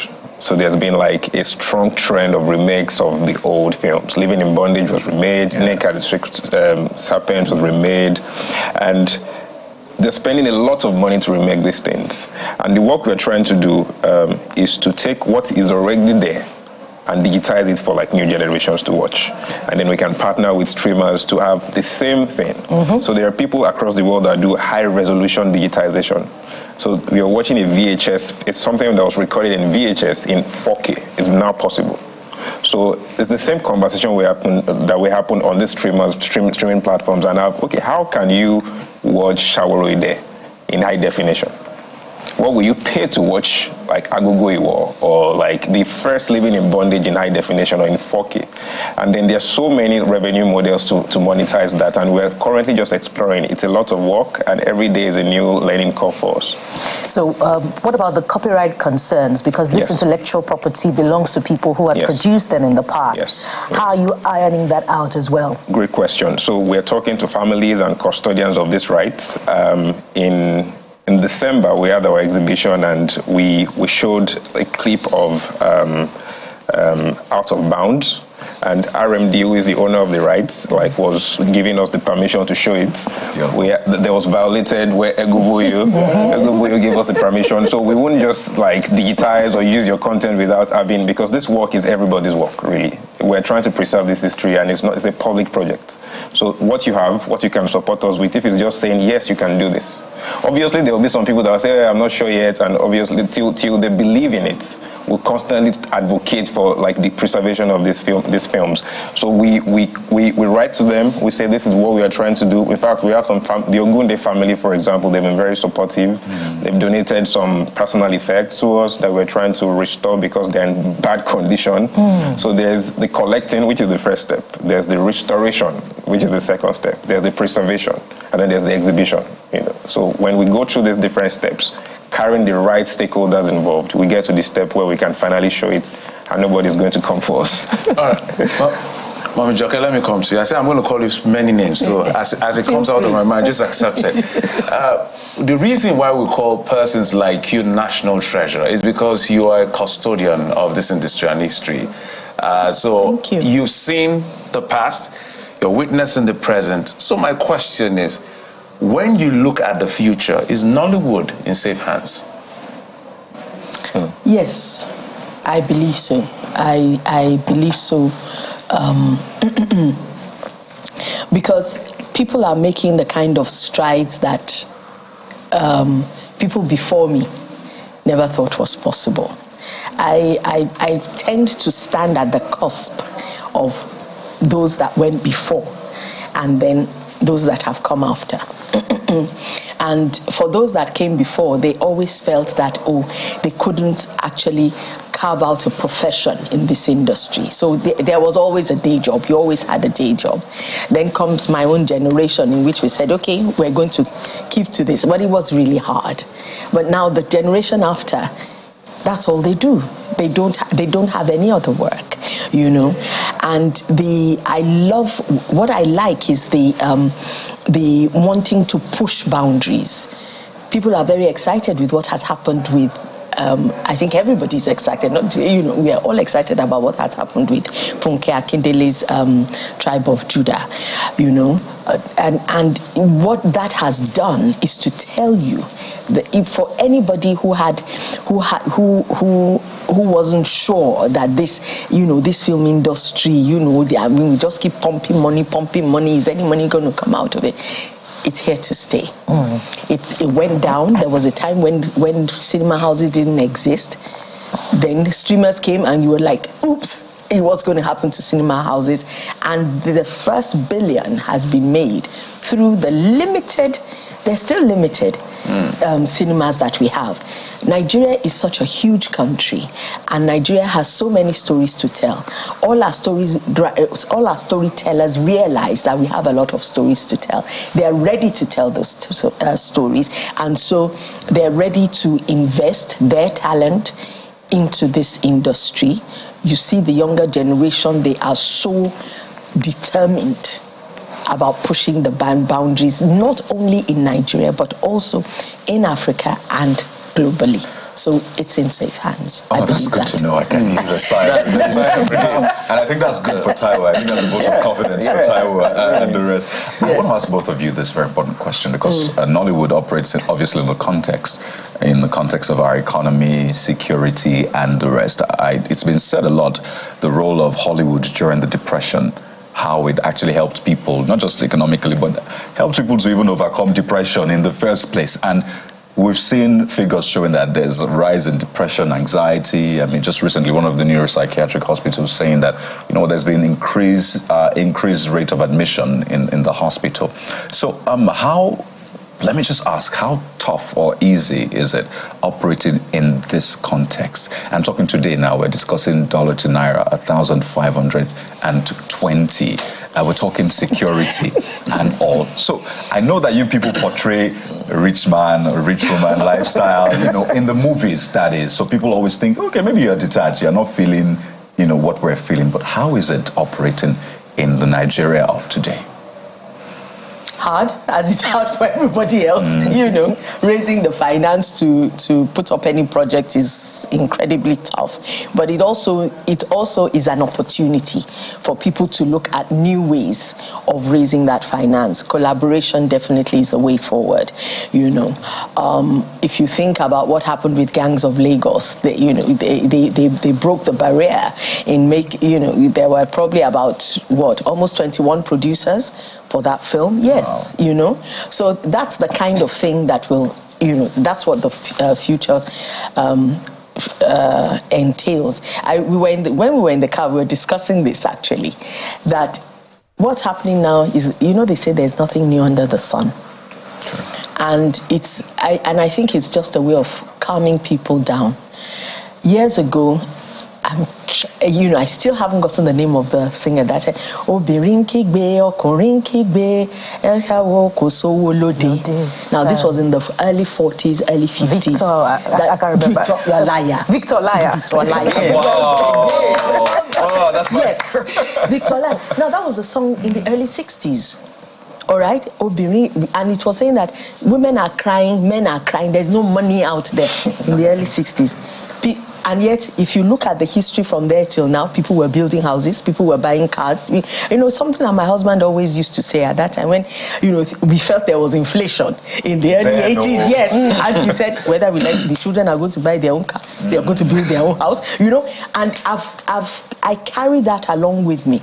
Of course, things are hard, but it's also, again, an opportunity to do things in a different way, you know, in a different, probably, and also more responsible way. Beautiful title. Think outside the box. Outside the box, I don't even know what to add to that. Really brilliant answer. I think that Nollywood is a reflection of the Nigerian economy. It's not just like any other industry. So if people, I represent actors, that's my day job. So like I know the finances, I understand the business of film, and I know that like the success that we are communicating based on Tribe Called Judah, Gangs of Lagos is great, but like it needs to spread across from top to bottom, because there are thousands of filmmakers in this industry churning out work every day that you probably will never get to see, because like there is this, you know, the 1% rule, or the Pareto principle, where 20% contributes to 80%. It's normal and it's expected, but like the more partnerships happen,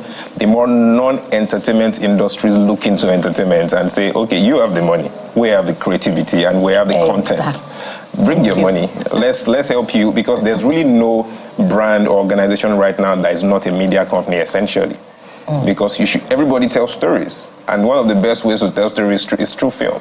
Yeah. If America wants to communicate anything about the government, they put it in Hollywood films. You know, like it dictates, it sets a perception, and so film is a very strong tool that, whether you're in insurance or you're in oil and gas, film can be a tool to do anything. So I feel like industries that are not necessarily pop culture or entertainment driven need to bring their money, you know, and put it into film and entertainment generally. You know, like someone said recently that it's actually the film industry is probably the only one that's earning dollars now. Yeah.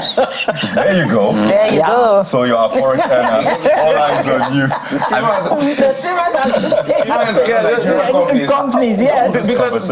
Because that's even a concern, because I'm also looking at where the money is going, whether we're really making this money or we're exporting these finances outside. Where you have the streaming platforms, which are not Nigerian companies. Yes. You have I don't want to call their names. So. But they're investors. Yeah, they're investors.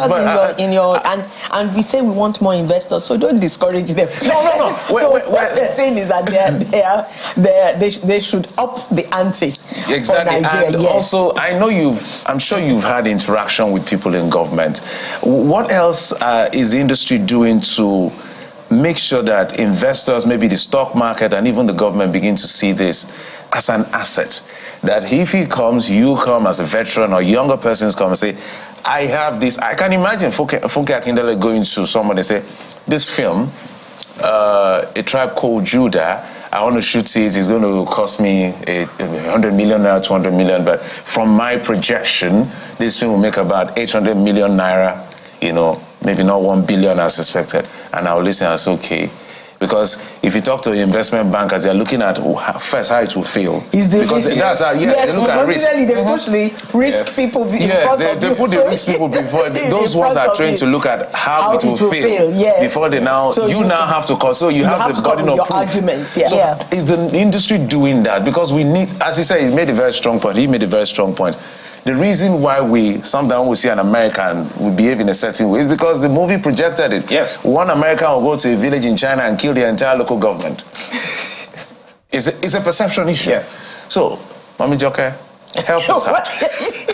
I'm not government. But yes. I will say this in defense of government, is that government has tried over the years to see how to come into this industry in a way that's beneficial to all, not just the government, but the content creators. There were, some years ago, there was what we called a kind of studio with headed by BOI under under Goodluck Jonathan, where they had given, I think, about $200 million, to the industry for education, for content production, and all that. And yes, there were Project Nollywood, exactly. And there were, I mean, a lot of work was greenlit at that time, but of course there were some mistakes that were made, but they have learned from that mistake.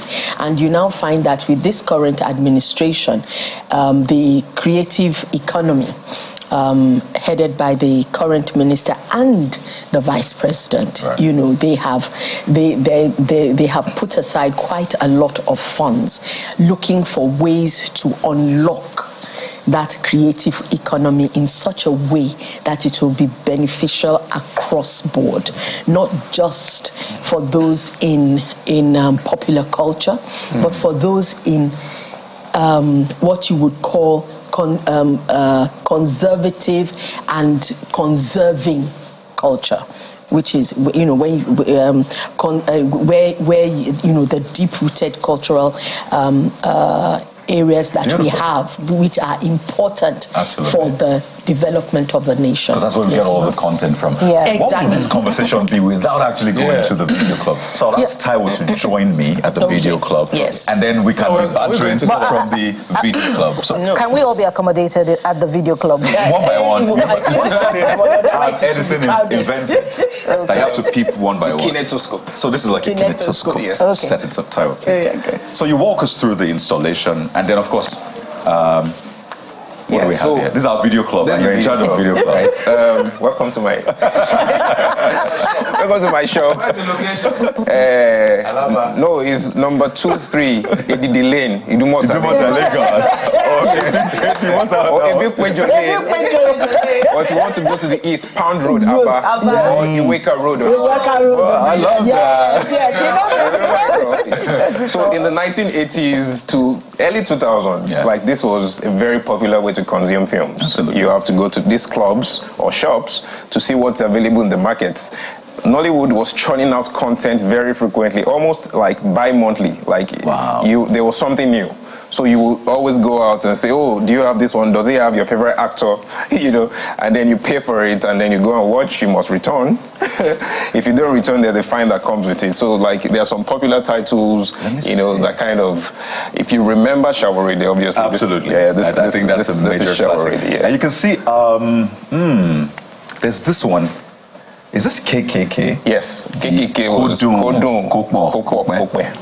This movie rocked Lagos and Ibadan. It was a very big title at the time. There was Thirufono, the famous, what's this man's name now? What's his name? I can't remember his name. Which one is that? This man. Oh, that's Bukola, we need your help. I will remember his name. Yes. Yes, like there was him. Well, you can still stay. There was the Mount Zion guys were very big then also. So you see the Agbaranla, the Enemies of My Soul, and all of this. And you can't go to a video club without also seeing some music. Because you can't separate film from music. So when you're going to buy film, you are seeing a new Barista record. So you're seeing that's why you have this King Dr. Said Oshukwa standing right here. Fashion there. Yes. So and then there are some VCDs because as technology improved, there was. So this is a VCD player here, and this is a VHS. I remember player the VHS. Yes. Funny story. My dad bought a VHS. And guess what? All of them. He hid it in his room for months. And it wasn't this type, it was a top loader. There's type that you load from the top and then you press it. And then after about 6 months, we discovered it in his room and we're like, why in the world are you hiding this? I guess we had to go to our friend's place just to pay a visit, obviously, to watch movies. And we didn't know we had this in the room, so that if you're watching, I still remember. If NEPA took lights and you had no return, you have to almost unscrew it because there was no way to get it out without. You remember? You have to unscrew it and you don't want to pay the fine and you take out the tape and go and return. The hustle was real. The hustle was really, really, and really strong. Taiwo, the video clubs came to the rescue because of of the size of the VHS at the time. You know, our parents couldn't continue to buy the videotapes. You know, so for films that we didn't want to miss out on, we would go to the video club to rent them and return. Ownership, we didn't have to own anything. We didn't have to own them, you right? Didn't have to own anything. It was a big business. I can see Abidjan. Abidjan was very popular back then. There were two parts. There was Abidjan and then there was Ipadabo Abidjan, which is the return. I'm trying to look. You know, I grew up in Port Harcourt, not Lagos. So is there Willy somewhere?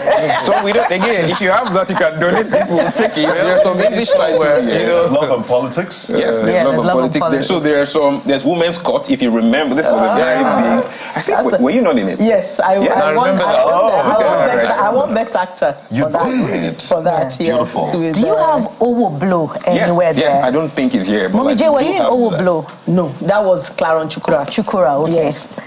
So this is you know that's in scratch like that. Yeah, I know. Like exactly. Akina Okwa was the film that gave Akia Popo the title, the name. Akina Okwa. Yes, Akina Okwa. And they became famous. And I didn't know until very recent that they were not related. Maybe like 5 years ago. And you thought they were really brothers? I thought they were really brothers. Yes. And you know, you were talking earlier about content from the Ogunde family, and that reminds me of the history of television itself. WNTV from as far back as 1959 to be precise. Mommy J, I wonder if there are content from there that also can be curated from that time, and perhaps you could I don't want to miss the action. Sorry. Perhaps you could walk us through what can be gleaned from that time, because really this should be the work of the Ministry of Arts and Culture and Creative Economy that Taiwo is doing now. And what Taiwo is doing is I think letting people know that government can't do everything, you know. And so if you have someone who is that interested, okay, I will stand as well. We actually just wanted you to sit. You're the queen here. We want you to sit, please. Yes, so that when you have individuals who are prepared to do that, what they need is access. Now, have we been very Catholic in preserving our former works? No, we haven't. There are very few tapes of Village Headmaster that you can find. Unfortunately, just recently, Dejumo Louis passed away. Uncle Dejumo Louis passed away, the theologian of the Village Headmaster, and we have, by now, what we should be doing is showing reruns of Village Headmaster. We don't have any of them. So when we have someone who is ready to put their all into this, access and funding to be able to do it, and do it to the highest level. And I've tried to work with people in archives. They have nothing. Nothing from the days of WNTV. So we actually traveled around this country when we started collecting, and you'll be surprised that there's really nothing. And the importance of history is that it gives you a sense of pride. To let you know where you are coming from and all that you have achieved in way back then when you didn't have so much technology to support you. How far you've traveled, and so it's immeasurable. So is there a place where we can come and see all of this history? Global Memorial, very sure. So in February, we're moving all our because I'm crossing camera, I apologize, because I wanted to come here. You want to tell the team? Jeffrey, you've achieved your dream. Sometimes we have to bang it like, yo. We have to treat it well. Yes, you have to. And in the advent of digitization, you would go outside your house and you would turn the antenna, and then you ask your brother, Shoti Claire, is it clear now? Well, let's show Gen Zs how they saw. Yeah, let's show Gen Zs. I know you don't even drive cars that have these things anymore. So this is actually an antenna. You're supposed to be doing this. You should do it because I really didn't mean this. Okay, like that. So I meant this. So in case this doesn't work, we're trying to get NTA. Yeah, NTA. If this doesn't work, we go outside. Press it down. Bring it down. It's clear. Final question before we go. So I was having a conversation with one of my bosses. There was a hustle. Blu-ray has come, pushing DVD out. Aviators, Blu-ray is nowhere to be found now. Streaming platforms. What's the future? really? Can we see into the future? Artificial intelligence. Yeah. What Is that a threat? No. So what does that mean? How will that change significantly? I think that the metaverse is going to change a lot of things in the way we consume film. It's already happening. Like, I have a friend who is already making 1-minute short films with AI. Actual characters, actual So the actors you're representing. Yeah, unfortunately, I don't know. And after that, Mommy J, one of the streaming platforms. I don't think actors are going to go out. No, definitely not. Definitely not. That's very comfortable. After that, Mommy J, one of the streaming platforms or investors was going to exit the country recently, reduce its investment. Was it Prime Video? Yes. How is the industry preparing, to some of intervention, start its own streaming platform such that we can keep all of the money? That's the answer. We need to own our own streaming platform. There is a local streaming platform. There are. It's just that they don't have the kind of popularity and also facility to really thrive. So again, access to finance to be able to do it at that level, to global standards. Yes, please go ahead. Just to add to what you were saying, Yes. I feel you were asking a question about the government's involvement earlier on. Like, it's important that creative people work in government. So that, when you're explaining the things you're trying to achieve in this industry, somebody needs to understand. You understand? Yes. And somehow we don't seem to understand each other's language. We don't. So we need creative people in the government.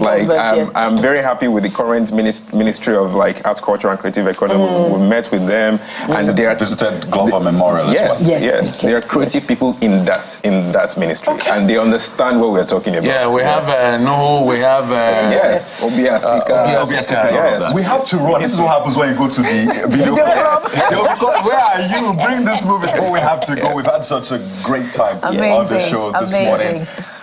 Auntie Jokem, Mommy J, Jokem Silva, veteran actor, producer, co-CEO, Glover Memorial Hall. Thank you so much. Thank you so much for coming on the show this morning. Thank you so much, Ma. Thank you very much. Absolutely. I love the mother-son. Yeah, she's beautiful. She's really been Thank you very much. We have to thank you so much for the work you're doing. Hope to see you soon at the Glover Memorial. Obviously, we'll be there. And you should be there as well. CTV Morning Brief will be there live. This is where we draw the curtains, but we'll be right here at the video club, Boris. I want to be switching my channel. It's been a show today, guys. Thank you so much. Awesome. I'm Kayode Okikilu. Thank you for watching. Join us again tomorrow. I am Bukola. And I'm Jeffrey Uzama. Bye.